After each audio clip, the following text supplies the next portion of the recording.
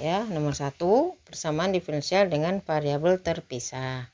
Maksudnya di sini variabelnya sudah terpisah. Kan nanti ada dx, ada dy. Di dx itu hanya fungsi x, di dy hanya fungsi y. Nah, cara ini bentuk umumnya ya, di bentuk umumnya fungsi x dx plus fungsi y dy. Fx dx plus gy dy itu bentuk umum dari variabel terpisah. Sebuah persamaan diferensial dengan variabel terpisah. Penyelesaiannya kedua ruas tinggal diintegralkan saja. Jadi integral di ruas kiri setiap suku diintegralkan, integral fungsi x dx plus integral gy dy. Nah, kalau sudah pakai integral ini, artinya ruas kanan juga berarti sudah diintegralkan. Integral 0 adalah sebuah konstanta, jadi harus C. Kalau dibalikan, turunan C adalah 0. Itu PD dengan variabel terpisah. Contoh pertama, cari solusi umum persamaan diferensial x dx plus y dy sama dengan 0. Lihat persamaannya. Di dx ada x, di dy ada y. Jadi inilah yang disebut variabel terpisah. Sudah terpisah di masing-masing dx dy-nya. Nah, maka penyelesaiannya langsung saja diintegralkan. Integral x dx plus integral y dy. Ingat, sudah diintegralkan. Jadi tidak boleh sama dengan 0 lagi. Ditulis dulu K. Kenapa? Kenapa ditulis K? Nanti pada saat terakhir, solusi umum terakhir baru kita buat C. Nah, ini sama dengan K dulu. Kenapa K? Turunan K konstanta adalah 0 kalau dibalik ya. Integral X sudah tahu kan? Silakan dilihat. Integral X, integral Y. Nah, ada setengah X kuadrat, ada setengah Y kuadrat. Itu dikalikan 2. X kuadrat plus Y kuadrat sama dengan K1. K1 itu adalah 2K. Kenapa ditulis K1? Nggak ditulis juga nggak apa-apa. Karena K1 atau 2K turunannya tetap 0. Ini ya, tetap 0 ke sini ya. Nah, itulah yang disebut yang sudah terakhir. Solusi umum PD-nya adalah X kuadrat plus Y kuadrat. Terakhir disebut sama dengan C. Itu contoh 1. Contoh 2. Persamaan diferensial diketahui 9y dy dx plus 4x dx. 9y dy dx plus 4x sama dengan 0.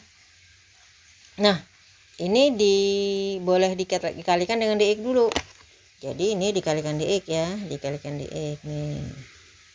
Nah, hasilnya adalah 9y dy plus 4x dx sama dengan 0. Coba dilihat di bentuk yang ketiga ini sudah terpisah. Di dy ada 9y, di dx ada 4x. Sehingga ini sudah disebut persamaan diferensial dengan variabel terpisah. Langsung diintegralkan ruas kiri, ruas kanan. Masing-masing suku diintegralkan, didapatlah ini ya. Penjelasan seperti tadi K1. Maka solusi umumnya adalah 9y kuadrat plus 4y kuadrat plus C.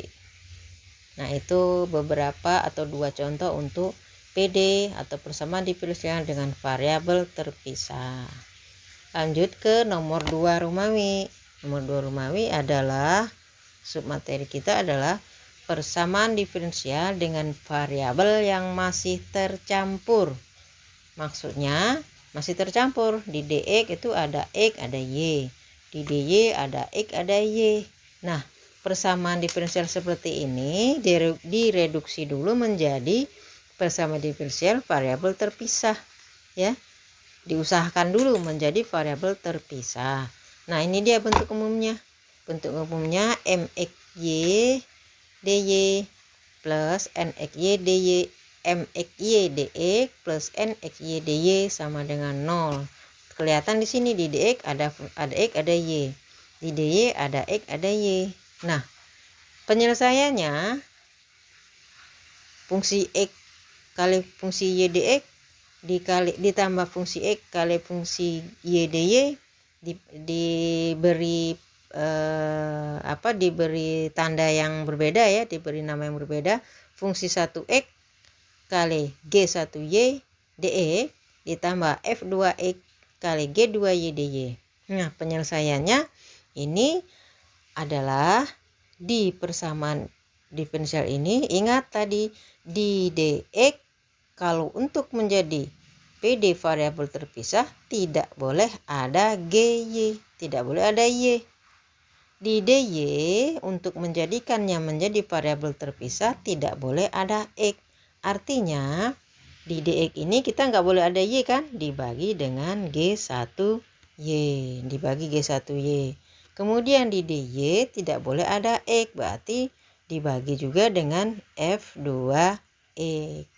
Sehingga PD-nya menjadi F1X dibagi F2X dx ditambah G2Y dibagi G1Y dy. Ingat, di dx sudah variabel X saja, di dy sudah variabel Y saja, sehingga sudah menjadi persamaan diferensial variabel terpisah. Penyelesaiannya sama seperti nomor 1 Romawi tadi, PD dengan variabel terpisah. Kita lihat contoh-contohnya. Untuk PD yang variabel terpisah itu, nah ini contoh 3. Nah, contoh 3, solusi umum dari persamaan diferensial y dx plus 1 plus x kuadrat dy. Perhatikan, ini belum terpisah variabelnya, karena di dx yang ada, di dx ada y kan, di dy ada X, sehingga itu masih disebut variabel tercampur. Supaya menjadi variabel terpisah, di dx tidak boleh ada Y, jadi dibagi Y. Di dy tidak boleh ada X, jadi dibagi juga dengan 1 plus X kuadrat. Nah, sehingga PD-nya menjadi, persamaan diferensialnya menjadi dx per 1 plus X kuadrat plus dy per y sama dengan 0. Nah, sudah di sini sudah menjadi variabel terpisah. Coba perhatikan. Di dx hanya ada 1 per 1 plus x kuadrat. Di dy hanya ada 1 per y. Jadi sudah variabel terpisah. Sehingga penyelesaian ini dengan cara tadi yang nomor 1, masing-masing diintegralkan ya. Integralkan. Nah, didapatlah integralnya arkes tangen X plus ln Y sama dengan K. Ingat, integral kan sudah ikut pada mata kuliah kalkulus integral. Jadi tolong dibuka lagi materi atau catatan atau buku tentang kalkulus integral ya. Nah, ini ada sudah semua dulu ya. Integral dx per 1 plus kuadrat adalah arkes tangen X. Integral dy per y adalah ln y. Ini sama dengan K, udah K ya karena udah integral. Nah, karena sudah ada ln di sini, usahakan di suku pertama juga jadikan ln juga. Ingat sifat logaritma natural. Ln E pangkat arkes tangen X hasilnya adalah arkes tangen X. Ingat itu ya. Sifat-sifat ln atau logaritma natural, bahwa ln E pangkat A itu sama dengan A. Itu sifat umum. Nah, tadi saya ulangi. Karena sudah ada ln Y di sini, maka arkes tangen X jadikan ln juga. Jadi ln E pangkat arkes tangen X. Ln E pangkat arkes tangen X itu hasilnya adalah arkes tangen X. Ingat, tadi saya bilang sifat logaritma natural. Nah, karena ini sudah jadi ln semua, maka K juga jadikan ln K. Itu kenapa bisa dijadikan ln K? Karena turunan ln K tetap 0. Nih, itu tetap 0 ya. Turunan K 0, turunan K tetap 0. Nah, dari ln E pangkat arkes tangen X plus ln Y sama dengan ln K, ingat lagi di sini sifat dari logaritma natural. Kalau ln-nya plus ya, berarti kali ya, ln Y kali E pangkat arkes tangen X sama ln K. Nah, sehingga diperoleh solusi umumnya adalah Y pangkat arkes tangen X sama dengan C. Ini disebut solusi umum. Boleh C, boleh Y sama dengan C per E pangkat C per E pangkat arkes tangan X, atau pembilang atau penyebutnya pindahkan ke atas ya. Pembilangnya C jadi CE pangkat min arkes tangan X ya. Ini dia contoh 3. Contoh 4 sama juga seperti tadi. Ada X kali Y kuadrat min 1 di DX. Di DY pun ada Y kali Y kuadrat min 1. Artinya persamaan diferensial ini masih variabelnya tercampur ya. Nah, penyelesaiannya jadikan dulu variabel terpisah. Di DX tidak boleh atau jangan ada Y, jadi dibagi Y kuadrat min 1. Di DY juga tidak boleh ada X, jadi dibagi juga dengan X kuadrat min 1. Nah, diperolehlah ini persamaannya. Sudah jadi variabel terpisah. Langsung diintegralkan masing-masing ruas, masing-masing suku di ruas kiri diintegralkan. Ingat lagi materi kalkulus diferensial. Integral X dx per X kuadrat min 1. Tolong dibuka lagi. Setengah ln X kuadrat min 1. Integral Y dy per Y kuadrat min 1 itu setengah ln Y kuadrat min 1. Tolong dibuka lagi ya. Nah, setengahnya supaya jadikan 1 kita kalikan 2. Diperolehlah ini ya. Solusi umumnya adalah Y kuadrat X kuadrat min 1 per Y kuadrat min 1 sama dengan C, atau jadikan X kuadrat min 1 sama dengan C kali Y kuadrat min 1. Contoh 5 juga ya. Contoh 5, di DX sama dengan kotangan X kali tangan Y.